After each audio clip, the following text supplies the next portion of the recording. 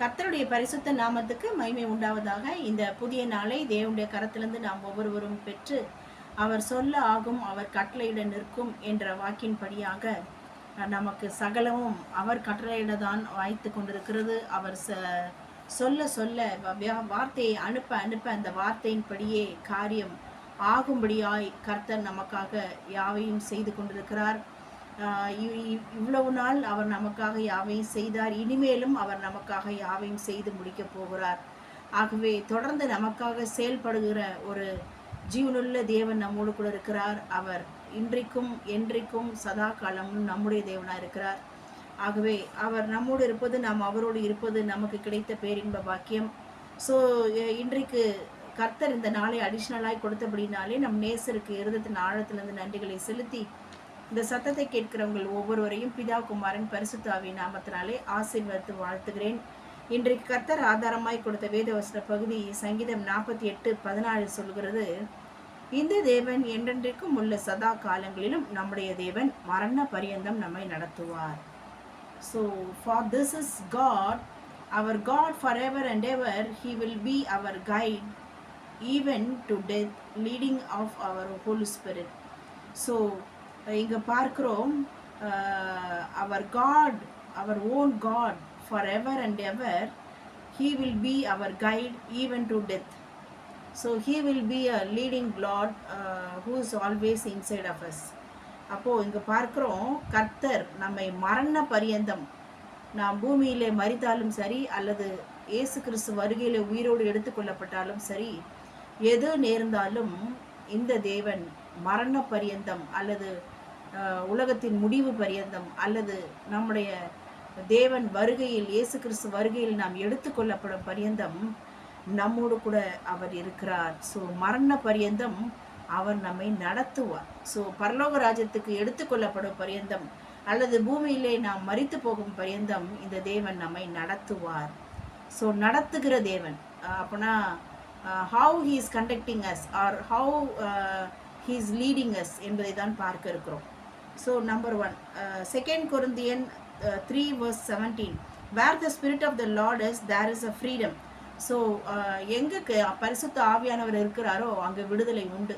அப்போது அந்நிய பாஷையை அக்கினி பாஷையாக கொடுத்திருக்கிற பரிசுத்த ஆவியானவருடைய அந்த ஜீவ தண்ணீர் உள்ள நதி நமக்குள்ளாக புறப்பட்டு வரும்போதெல்லாம், அல்லது வாயை விரிவாய் திற அதை நான் நிரப்புவேன் என்று சொன்னவர், ஆவியினால் நாம் தொடர்ந்து பேசும்போது, அக்கினி பாஷையினால் பேசும்போது, அவரோடு ரகசியமான பாஷைகளை பேசும்போது, அல்லது அனாயிண்டிங் லாங்குவேஜை நாம் பேசும்போது, அவர் நமக்கு விடுதலை கொடுக்கிற தேவனாய் தொடர்ந்து எல்லா இக்கட்டுகளிலிருந்து, எல்லா உலகத்தின் காரியங்களிலிருந்து, எல்லா பிசாசின் கட்டுகளிலிருந்து, எல்லா பலவீன கட்டுகளிலிருந்து, எல்லா சத்ருவின் சகல சதித்திட்டங்கள் சூழ்ச்சிகளின் கட்டுகளிலிருந்து நம்மை கட்டவிழ்த்து, அவர் lord of all freedom is keep on giving us a liberty to get released from all the bondages.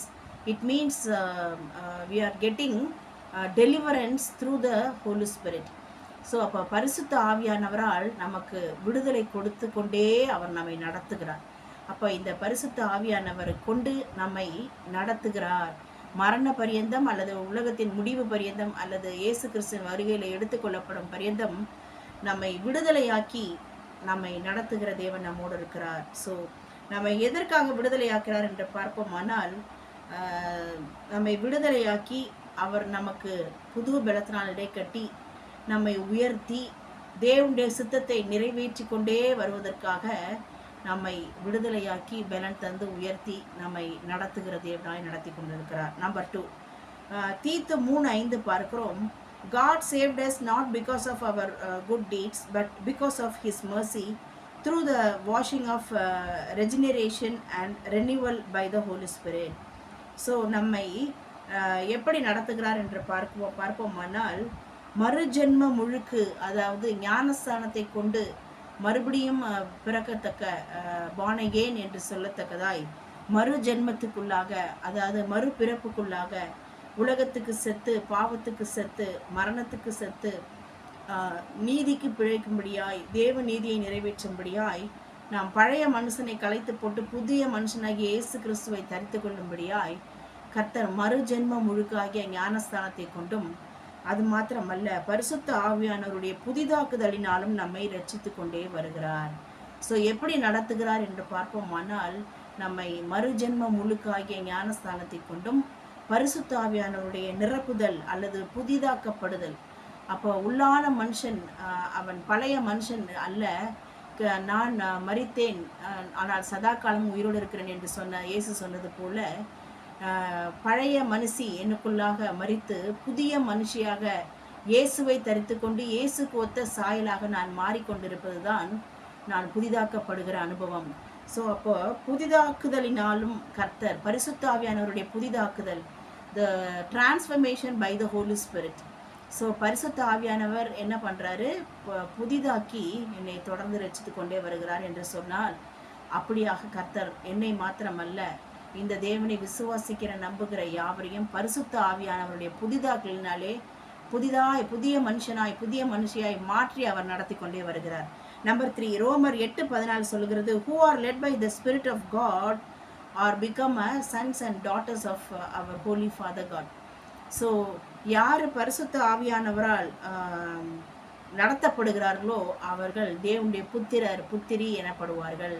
So அப்போது நாம் பரிசுத்த ஆவியானவருடைய நடத்துதலை கொண்டு வேத வசனத்தின் சகல சத்தியத்துக்குள்ளாக நம்மை பரிசுத்த ஆவியானவர் நடத்தி கொண்டு வருகிறார் என்று சொல்வோமானால், I am the daughter of my Father God, or he is the son of the Father God. He or she become a children of our Father God என்று சொல்ல முடியும்.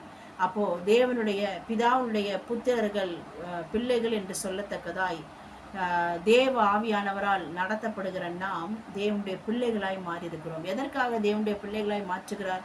பிள்ளைகளானால் சுதந்திரமாமே.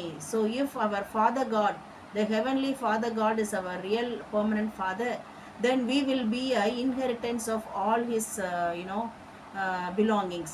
ஸோ அவருடையது எல்லாம் நம்முடையதாக இருக்கிறது என்று சொல்லத்தக்கதாய் அவர் நமக்கென்று வாக்குத்தத்தம் பண்ணின சகல ஆசீர்வாதங்களையும் சுதந்திரித்து கொள்ளக்கூடிய சுதந்திரவாளிகளாகத்தான் நம்மை பிள்ளைகளாய், நம்மை குமாரனாய் குமாரத்தியாய் அவருக்கு பிள்ளைகளாய் அவர் மாற்றியிருக்கிறார். காரணம், நாம் பரிசுத்த ஆவியானவரால் நடத்தப்பட்டு கொண்டு வருகிறோம். Number 4, Acts chapter 1 verse 8 saying like this, receiving power from the Holy Spirit to become witness of his teaching in Jerusalem, Judea, Samaria and eventually to the ends of the earth. அதாவது பரிசுத்த ஆவியானவர் வரும்போது நாம் பலனடைந்து இந்த பூமியிலே நாம் எங்கெங்க எருசலேமிலே, யூதாவிலே, சமாரியாவிலே, நாம் பூமி எங்கும் தேவனுக்கு சாட்சிகளாக இருப்போம். ஸோ சாட்சி சொல்வதற்காக அல்ல, சாட்சிகளாகவே நம்மை மாற்றுகிறார். Living testimony. We are become a living testimony for the Lord's glory because we are filling by the Holy Spirit anointing language. So பரிசுத்த ஆவியானவர் வரும்போதெல்லாம் நாம் பூமி எங்கும், wherever we are going and coming or roaming around the world, doesn't matter for the Lord, but we are become the testimony for God's glory. நம்மையே தேவனுடைய நாம மகிமைக்கென்று சாட்சிகளாய் நிறுத்தத்தக்கதாய் இந்த பரிசுத்த ஆவியானவர் நம்மை நடத்துகிறார். நம்பர் 5, அல்லது இது 1 கொரிந்தியன், அதாவது 1 Corinthian 14 verse 2, praying in tongue is a spiritual gift. அதாவது ஆவியிலே ஜெபம் பண்ணி எப்போ ப்ரேயர் பண்ணாலும் not only confessing the God's promises, but along with the God's promises we need to speak in tongue and pray.